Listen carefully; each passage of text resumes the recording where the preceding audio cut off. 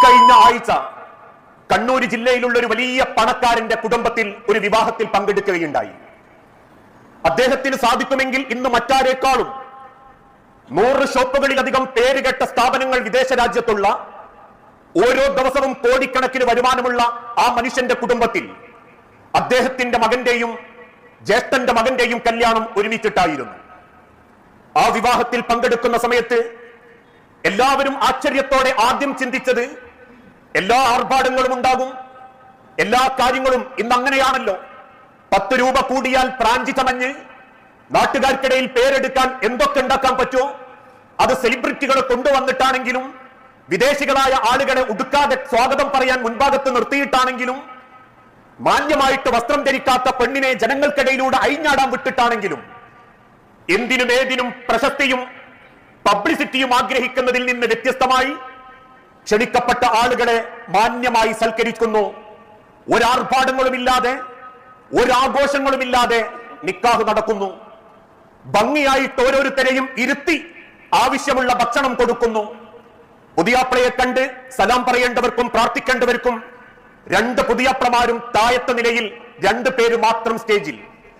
2 പുതിയാപ്ലമാരുടെയും പെണ്ണുങ്ങൾ ഭാര്യമാര് 2ാമത്തെ ഫ്ലോറിൽ സ്ത്രീകൾക്കിടയിൽ മാത്രം. സ്ത്രീകൾക്ക് ഭക്ഷണത്തിന് വേറെയൊരു ഭാഗം. അവിടെ പുരുഷന്മാർ കയറി നിരങ്ങുന്നില്ല, പുരുഷന്മാർക്കിടയിൽ സ്ത്രീകൾ കയറി നിരങ്ങുന്നില്ല. കുറെ കൂട്ടുകാർ വന്ന് പെണ്ണിന്റെയും പുതിയാപ്പന്റെയും അടിയിലിരുന്ന് ഫോട്ടോ എടുക്കുന്നില്ല. ക്യാമറമാൻ വാപ്പാനോട് തുള്ളിക്കളിച്ച് പെണ്ണിനെ കൊണ്ടുവരണമെന്ന് പറയുന്നില്ല. 4 ഭാഗത്തൊന്നും പുകകൾ വരുന്നില്ല. അമ്പര ചുംബികളായ പൊട്ടിത്തെറിക്കുന്ന പടകങ്ങളില്ല. ആ കുടുംബം വിചാരിച്ചിരുന്നുവെങ്കിൽ ഇന്ന് കേരളത്തിലുള്ള മറ്റാരേക്കാളും ഭംഗിയായിട്ട് ഏതാർഭാടത്തിന്റെ കോലത്തിലും അത് നടത്താൻ സാധിക്കുമായിരുന്നു.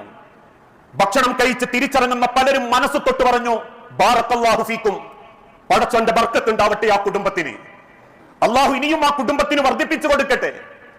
ഇത് കേട്ടപ്പം പ്രസംഗം നടത്തിയത് കൊണ്ടാവാം ഒരു അമുസ്ലിം സഹോദരൻ അടുത്തു വന്നിട്ട് പറഞ്ഞു, ഞാൻ ഇങ്ങോട്ട് കയറി വരുമ്പം പ്രതീക്ഷിച്ചത് ഇതൊന്നും അല്ലായിരുന്നു. കഴിഞ്ഞ ആഴ്ച ഞാൻ നാട്ടിലൊരു കല്യാണത്തിൽ പങ്കെടുത്തു. അത്ര വലിയ പൈസയൊന്നുമില്ലെങ്കിലും 4 ദിവസം മുൻപേ കല്യാണം തുടങ്ങി. മഞ്ഞ കല്യാണം, കുത്ത് കല്യാണം, ഇങ്ങനെ പലതും കഴിഞ്ഞ് കല്യാണത്തിന്റെ അന്ന് ഗാനമേള, തലേന്ന് രാത്രി ആണും പെണ്ണും വ്യത്യസ്തമായ നിറക്കൂട്ടുകളോടെയുള്ള ബൾബുകൾക്ക് താഴെ നിന്നിട്ടൊരു പാട്ടുപാടി തുള്ളല്. ഇതൊക്കെ പ്രതീക്ഷിച്ചു വന്ന എന്റെ മനസ്സിൽ ഇത്തരത്തിലുള്ള വിവാഹം കണ്ടപ്പോൾ ഞാൻ ആഗ്രഹിച്ചു പോയി, മുസ്ലിമീങ്ങളുടെയൊക്കെ കല്യാണം ഇങ്ങനെയായിരുന്നെങ്കിലെന്ന്. ഇതാ നിലപാട്, ഇതാണൊരു മനുഷ്യന്റെ വ്യക്തിത്വം.